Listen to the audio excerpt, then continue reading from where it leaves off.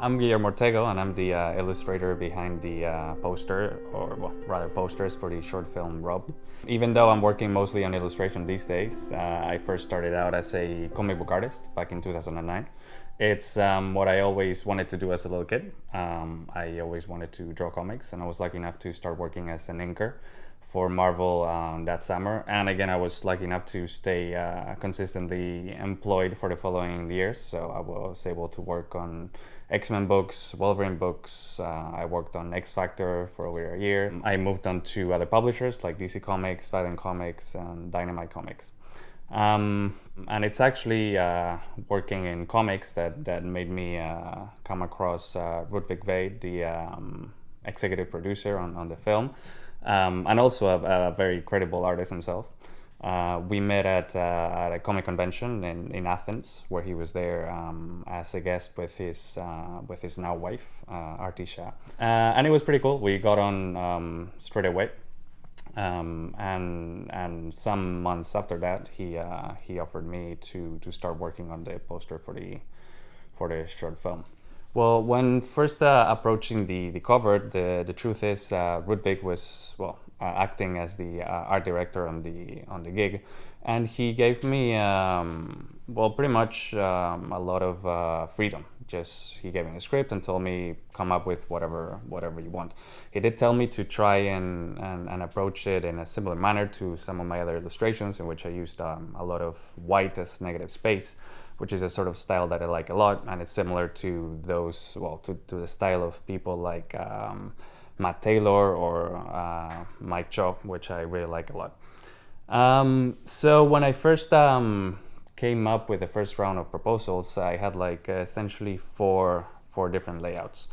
My starting point was, reading the script, obviously. And after reading it, I assumed that the main key or theme behind it was almost like the isolation of the modern human being and its desperate need or want for attention and making a connection. I somehow realized there was a weird sort of parallel body position between Jill, sat at her office desk answering the calls at A&E, and the almost dying body of Rob lying on the floor, almost both in a sort of fetal position. So I started playing out with that idea, and that led to the first round of them overlapping and in a manner that seemed as if they were hugging. So even though they were separate, they were making a connection in their brains. And that was the first round. So whilst I was working on that first option, it came to my mind that maybe I could somehow contain the body of Rob inside a sort of silhouette of Jill's head, which would make sense on a content point of view, because it would exemplify that all this drama is happening essentially inside Jill's head, because she's sat at her office, and all the action is essentially happening in her head, because she's not in the bathroom with Rob.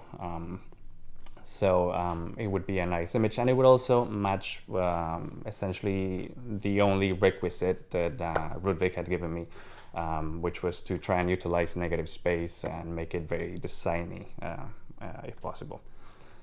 So initially, as I was saying, I presented Rutvig with four options, and he very rapidly discarded two of them, which is very useful, as much as I like them.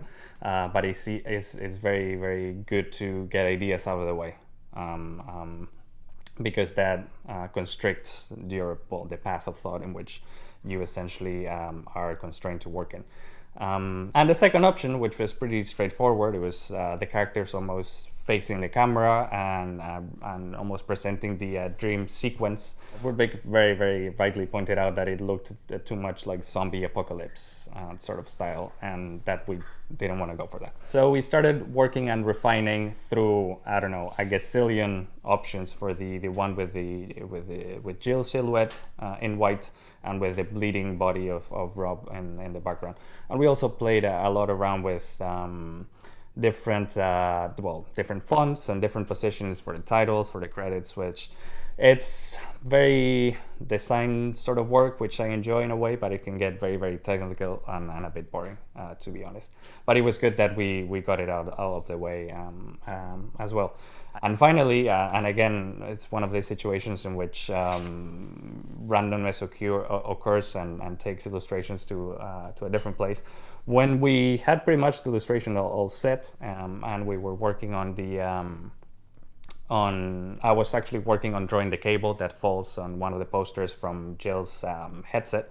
I was literally drawing the cable and trying to make it fall like naturally and stuff. I drew a little heart on the cable, with the cable, almost like a little twist on the cable, and I took a snap of it. I sent it to Rutvig as a sort of like, look at this, LOL. And he laughed and then sent me a text back saying, actually, so it ended up making it on the actual poster, which was kind of hilarious, but I think very important, and brought the poster full circle, because the poster is very dramatic, very stern. We have like an image of a bleeding body essentially on the floor. But none of this sort of that dark comedy elements of the film were presented. So it was actually a nice little touch to almost make the whole poster a bit more informal, which was great, and I think brought the piece, as I said, full circle. Well, I mean, I'm everywhere, as one has to be these days. So you can find me on Facebook. Obviously, I have a website, also on Instagram. I think my handle on all of social media is @WillOrtego, which is also my email, so you can find me there very easily. And yeah, feel free to check me out and give me some feedback on the work.